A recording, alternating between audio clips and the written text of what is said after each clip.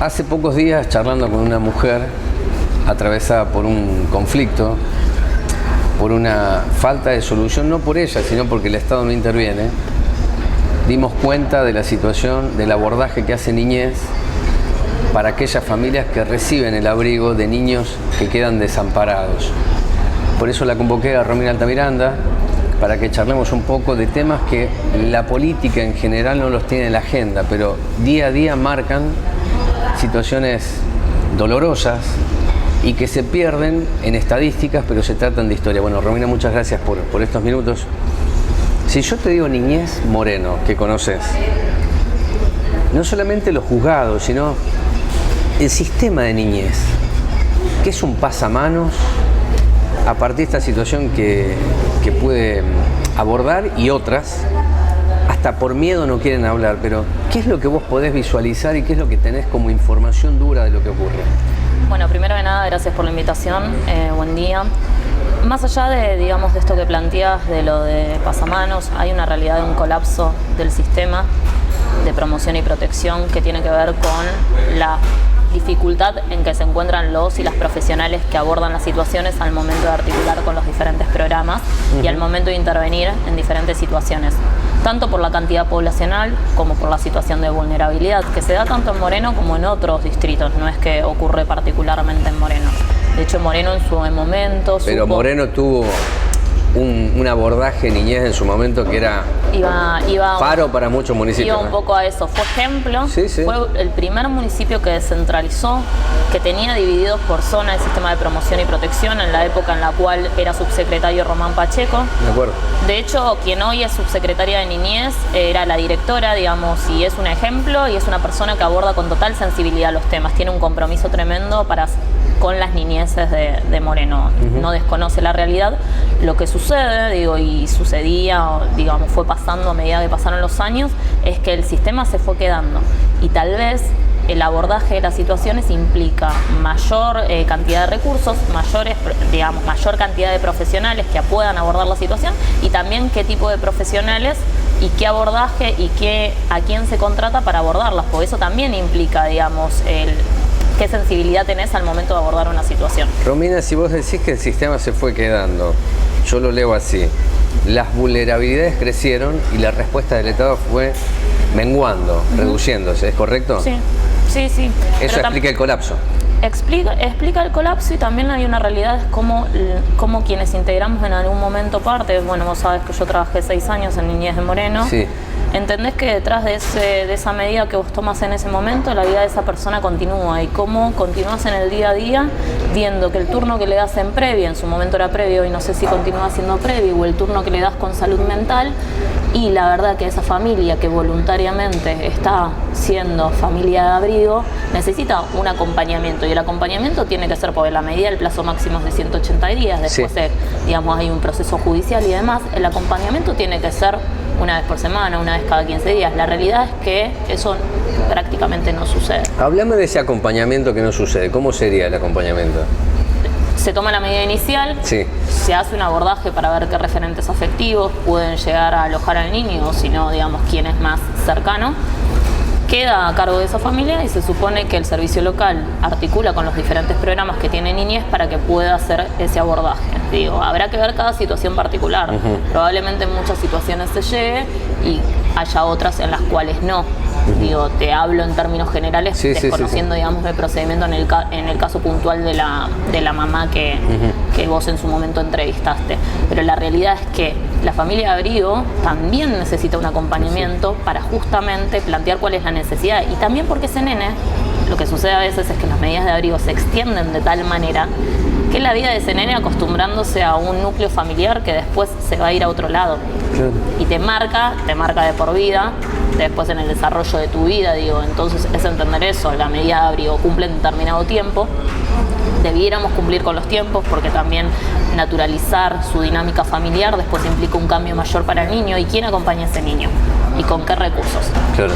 Bueno, el caso que yo mencionaba al comienzo, que no hablo de caso sino de historia, es precisamente eso, no poder, no tener, querer abrigar pero ya no hay posibilidades, e ingresa una parte burocrática deshumanizante para mí, que es no atender que ya no puede abrigar, pero está pidiendo que alguien la abrigue. Por eso hablaba de pasamanos. Al pasar dijiste algo que me parece central, que es la estructura profesional.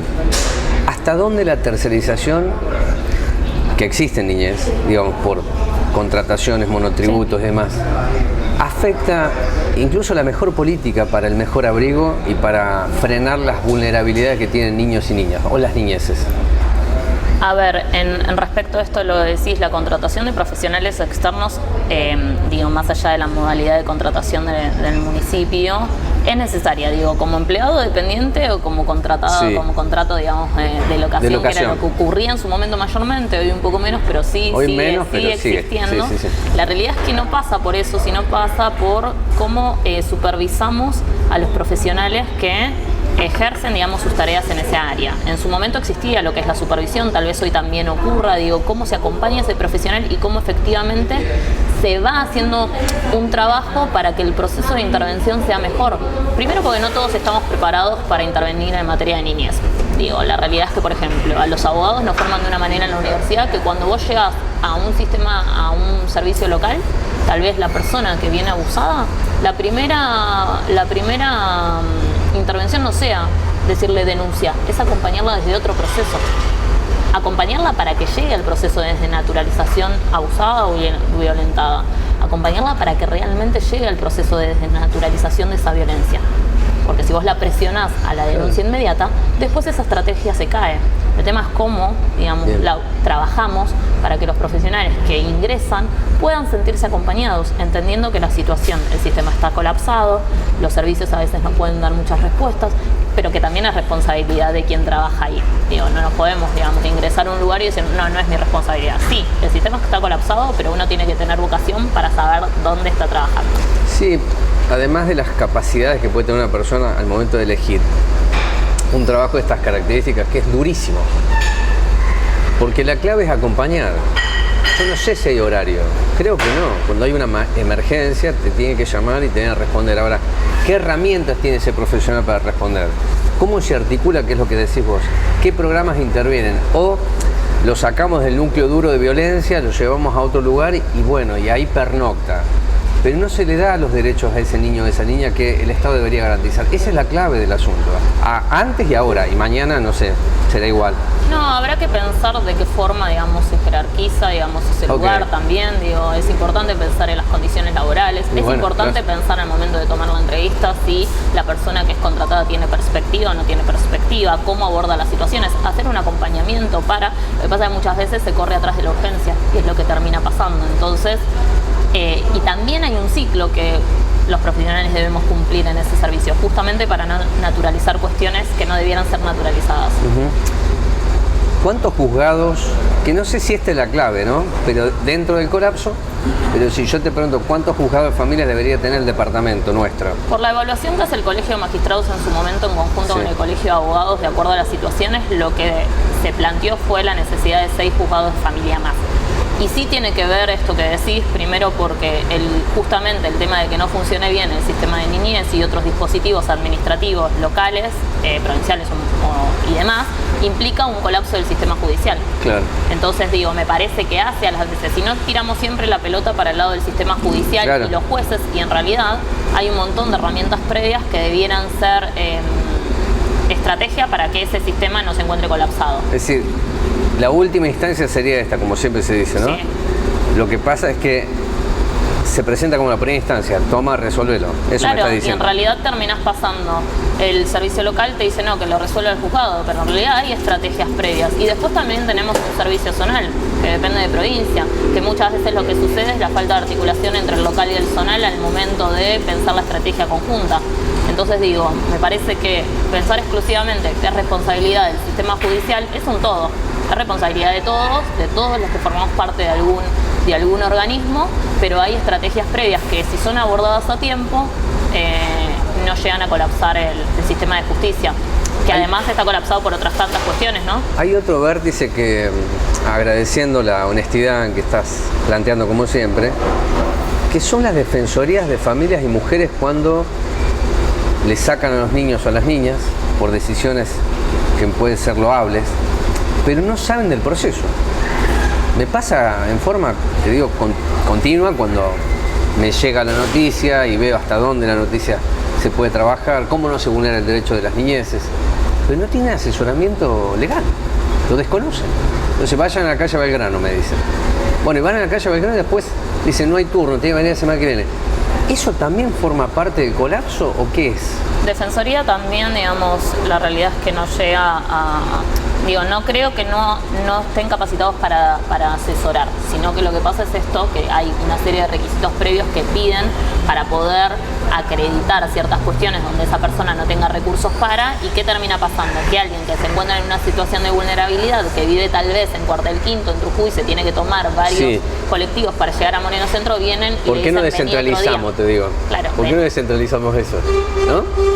Es una estrategia de pensar en conjunto, como hablamos siempre, tiene que ver con una planificación a largo plazo que en su momento tal vez fue partida inicial y fue quedando trunca al pasar. Siempre termina siendo una conversación constante y nos volvemos a encontrar diciendo, bueno, hay que planificarlo, hay que pensarlo, sí, pero hay que ejecutarlo, porque si no... Hay que hacer y seguir planificando, te diría yo. Casas de abrigo. Sí. Yo esta discusión la tuve hace muchos años con Pacheco, cuando la política no solamente era de Pacheco, sino la política era revinculación familiar, y sobre algunos casos puntuales, no te digo general, era más nocivo para los niños seguir en alguna vinculación familiar porque estaba dañado todo ese tejido estructural. ¿Se necesitan más casas de abrigo? Sí. Si esto lo charlé con Pacheco hace, 15 años atrás, fíjate que pasa una década y media y seguimos diciendo por qué no hay más casas de abrigo. ¿A dónde voy? Que la razón de la charla contigo es, hoy, en un año electoral, esto que estoy charlando con vos debería ser estratégico, que superase cualquier grieta, sin embargo no aparece. Hablamos de candidaturas, ¿no? Y no de estos temas. Respecto de las casas de abrigo, esto que decís es real, pero también pasa lo mismo, los tenés que nutrir de recursos humanos como todo, que puedan abordar y acompañar la situación. Si no termina pasando esto, buscamos que familia en la urgencia se queda con el niño y después si esa familia no puede, bueno, que se lo intente quedar porque no sé dónde llevarlo. Eso es lo que termina pasando. Eso es una tragedia. Eso es una tragedia. Lamentablemente es como repensamos, no sucede en todas las situaciones igual, ¿no? Y también, nobleza obliga, quiero reiterar que quien hoy está a cargo de niñez es alguien al que respeto, admiro su labor y conozco su compromiso también. Para con Moreno.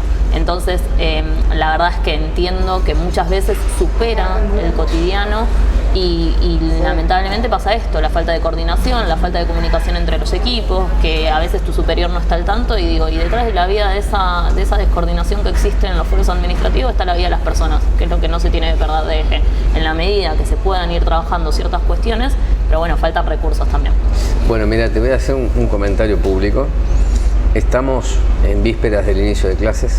Hay toda una discusión sobre la deserción escolar, muy por abajo, muy subterránea esa discusión, porque de nuevo el uso electoral nos impide abordar estos temas, la dirigencia, no nosotros, ¿no? Desde ya. Pero para lograr que una familia comprenda la importancia de la educación, hay 3 preguntas que se le hacen, más que preguntas, son imposiciones. Si no viene el niño o la niña, no hay asignación universal, la perdés. Si no viene el niño o la niña, el progresar se te cae. Si no alcanza con eso, le dicen, vamos a llamar a niñez. Como si ella pudiera resolver esto. Por eso es mucho más que un parche lo que estoy analizando contigo. Es la inexistencia de una política integral que dé cuenta que los derechos no pueden vulnerarse. Sin embargo, ocurre eso. Sí hay casos en donde las soluciones son buenísimas, pero bueno, las capacidades operativas son muy escasas ante el volumen de la situación social que estamos viendo. Pero aparte en esto que vos decís, la escuela también cumple un rol, niñez no viene a solucionar las cuestiones que la escuela, sino que debiera pensarse una estrategia política conjunta, donde vos digas, bueno, a ver, pues también sucede, a los colegios llegan situaciones de abuso y violencia que tampoco son abordadas por la escuela y que pretenden que niñez lo solucione. Entonces, tirarse la pelota de un lado al otro y no pensar algo común que nos permita... Niñez ni debe saber esto que te estoy contando, porque le puede llegar. Sí, igual yo recuerdo en la época que formaba parte de uno de los servicios locales, pasaban estas cuestiones donde te enviaban informes diciendo, bueno, no viene el colegio. Claro. y la realidad es que qué pasa en la cotidianeidad con una situación donde hay un niño abusado, hay un niño violentado, son todas urgencias distintas. Sí, Ninguna claro. es mayor ni menos grave que la otra, pero la realidad es que ante un niño abusado y un niño que va a la escuela, ¿cuál es la evaluación del equipo técnico al momento? ¿Sobre quién hay que abordar primero? Sobre el niño abusado, Sí, es claro. lo que se entiende al momento de, lo cual no significa que no se agrave la claro. falta de escolaridad. Y la última, que creo que en la charla lo habrás notado, ¿por qué la política no tiene como un programa para abordar esto si tiene que ver con el presente y el futuro? ¿Por qué no se discute? ¿Por qué crees vos que las dirigencias no toman estos temas que pueden llegar mucho más en la piel de la familia que un asfalto? Que el asfalto es necesario, te digo. Pero estas cuestiones son inherentes a la vida permanente, a lo cotidiano. No puedo decirte que no se discute, digamos, al no estar en el Cuando seno te digo pero discusiones... no es visible un cambio. Ajá. Entonces vos con el pasar Ajá. del tiempo vas notando que no hay una planificación o que se va quedando estancado al revés. En vez de ir mejorando, los sistemas de promoción y protección y los servicios locales van quedándose ahí y yendo atrás de la urgencia. Yo lo Me tomo parece que eso. es menos visible en términos de... al momento, digamos, de esto de mostrar, es más visible el asfalto, en la realidad la obra pública, que es necesaria obviamente, Sí. El sistema de niñez es como una gravedad más silenciada. Yo tomo eso porque es correcto, no digo que no exista, digo que la política, a partir de la charla que estoy teniendo contigo, se ha detenido, Sí. va por escalera y el problema en un ascensor, voy a tomar esa figura. Y debería ser al revés, porque precisamente lo que estoy abordando con vos es presente y futuro de las niñeces. Sin eso, para El futuro ellos del no país. hay nada, son encadenamientos de tragedias.